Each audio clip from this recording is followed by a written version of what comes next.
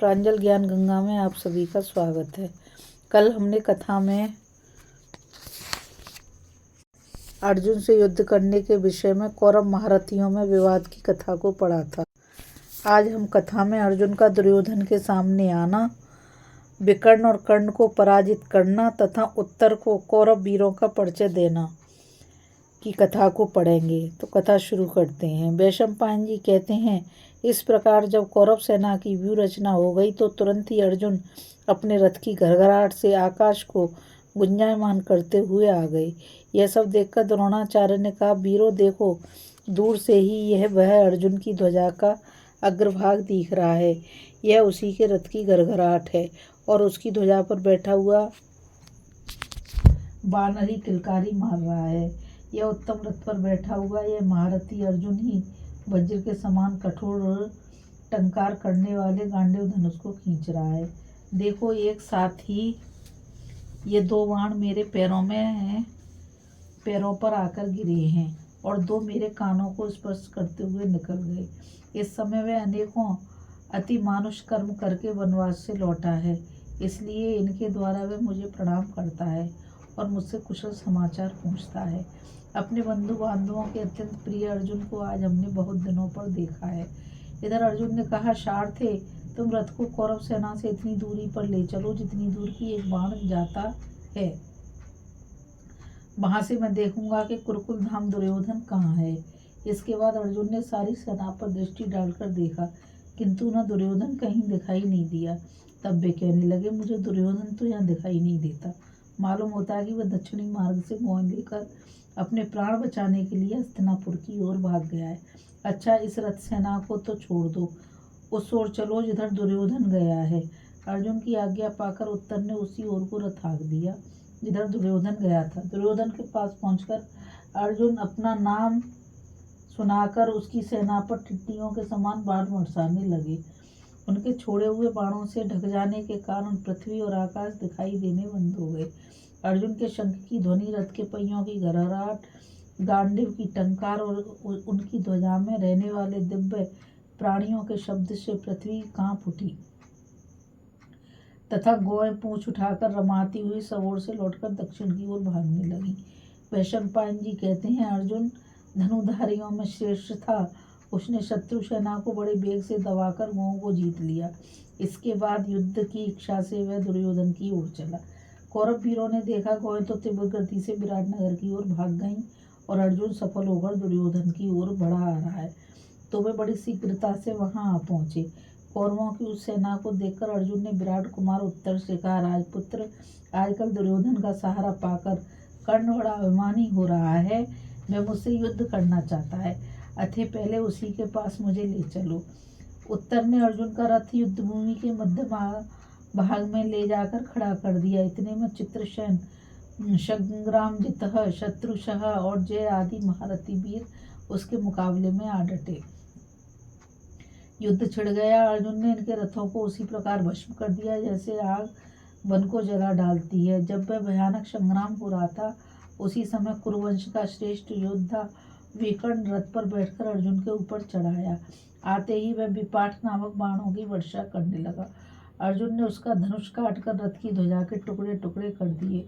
विकर्ण तो भाग गया, किंतु शत्रुंतप नामक राजा सामने आकर अर्जुन के हाथ से मारा गया। फिर तो जैसे प्रचंड आंधी के वेग से बड़े बड़े जंगलों के वृक्ष हिल उठते हैं, उसी प्रकार अर्जुन की मार खाकर कौरव सेना के वीर कांपने लगे। कितने ही आहत हो प्राण त्याग कर पृथ्वी पर गिर पड़े। इस युद्ध में इंद्र के समान पराक्रमी वीर भी अर्जुन के द्वारा परास्त हुए। वह शत्रुओं का संहार करता हुआ युद्ध भूमि में विचर रहा था। इतने में कर्ण के भाई संग्रामजित ने उसकी मुठभेड़ हो गई। अर्जुन ने उसके रथ में जुते हुए लाल लाल घोड़ों को मारकर एक ही बाण से उसका सिर काट डाला। भाई के मारे जाने पर कर्ण अपने पराक्रम के जोश में आकर अर्जुन की ओर दौड़ा और 12 बाण मारकर उसने अर्जुन को बीध डाला, उसके घोड़ों को छेद दिया और राजकुमार उत्तर के हाथ में भी चोट पहुंचाई। यह देख अर्जुन भी जैसे गरुड़ नाग की ओर दौड़े, उसी प्रकार कर्ण पर टूट पड़े। वे दोनों वीर संपूर्ण धनुधारियों में श्रेष्ठ थे। महाबली और सब शत्रुओं का प्रहार करने वाले थे। इनका युद्ध देखने के लिए सभी कौरवीर ज्यों की त्यों खड़े हो गए। अपने अपराधी कर्ण को सामने पाकर अर्जुन क्रोध और उत्साह से भर गया और एक ही क्षण में उसने इतनी बाण वृष्टि की, रथ सारथी और घोड़ों सहित वह छिप गया। इसके बाद कौरवों के अनन्याय योद्धाओं को भी अर्जुन ने रथ और हाथियों सहित बेट डाला। भीष्म आदि भी अपने रथ सहित अर्जुन के बाणों से ढक गए। इसमें उनकी सेना में हाहाकार मच गया। इतने में कर्ण ने अर्जुन के तमाम बाणों को काट दिया और अमर्ष में भरकर उसके चारों ओर घोड़ों तथा सारथी को बीध दिया, साथ ही रथ की ध्वजा को भी काट डाला। इसके बाद उसने अर्जुन को भी घायल कर दिया। कर्ण के बाणों से आहत होकर अर्जुन सोते हुए सिंह के समान जाग उठा और उसके ऊपर पुनः बाणों की वर्षा करने लगा। अपने वज्र के समान तेजस्वी बाणों से उसने कर्ण के बाहा, जंगा, मस्तक, ललाट और कंठ आदि अंगों को बीध डाला। कर्ण का शरीर क्षत विक्षत हो गया, उसे बड़ी पीड़ा होने लगी। फिर तो जैसे एक हाथी से हारकर दूसरा हाथी भाग जाता है, उसी प्रकार वे युद्ध के मैदान से भाग खड़ा हुआ। कर्ण के भाग जाने पर दुर्योधन आदि वीर अपनी सेना के साथ धीरे धीरे अर्जुन की ओर बढ़ाए। तब अर्जुन ने हंसकर दिव्य अस्त्रों का प्रयोग करते हुए कौरव सेना पर प्रत्याक्रमण किया।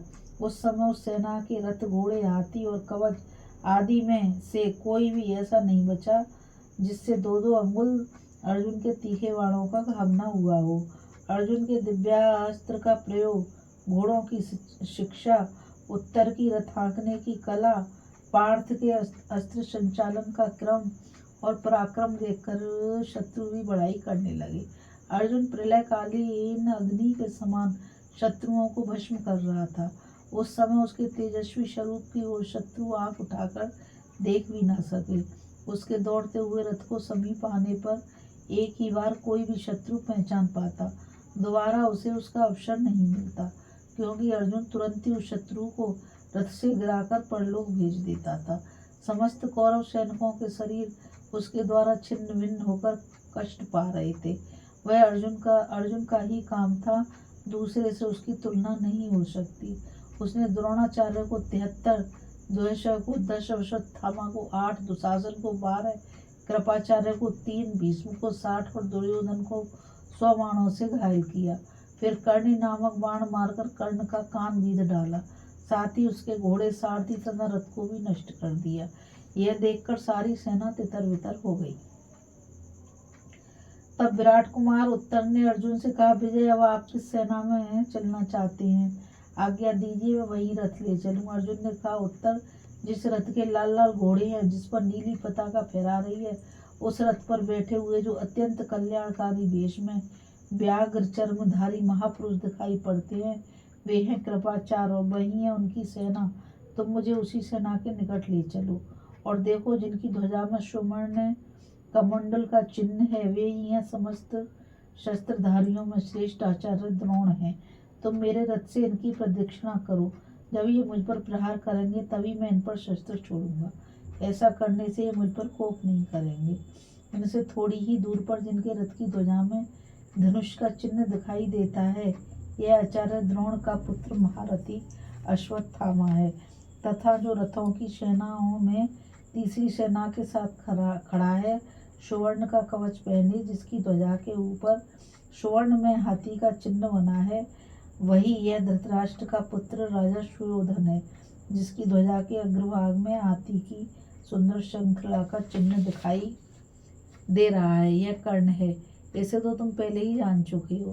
तथा जिनके ये सुंदर रथ पर सुवर्ण में 5 मंडल वाली नीले रंग की पताका फहरा रहती है, जो हस्त्र त्राण पहने हुए हैं, जिनका धनुष बहुत बड़ा और पराक्रम महान है, जिनके ये उत्तम रथ पर सूर्य और ताराओं के चिन्ह वाली अनेकों ध्वजा हैं, मस्तक पर सोने का टोप और उसके ऊपर श्वेत छत्र शोभा पा रहा है, जो मेरे मन में भी उद्वेग पैदा करते रहते हैं। ये है हम सब लोगों के पितामह शांतनु नंदन भीष्म जी।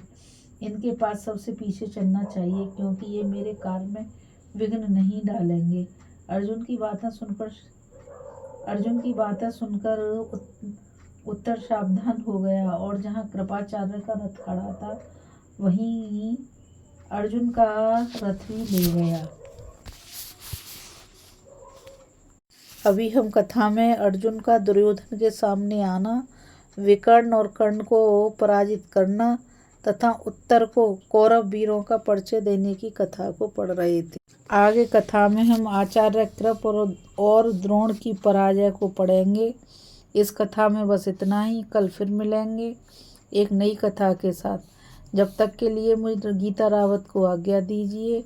और मैं आप सभी से यही कहना चाहूँगी कि इस चैनल को ज़्यादा से ज़्यादा लाइक, शेयर और सब्सक्राइब कीजिए ताकि ये अमूल्य ज्ञान अधिक से अधिक लोगों तक पहुंच सके। इस कथा में बस इतना ही। राधे राधे, नमस्कार, जय श्री कृष्णा।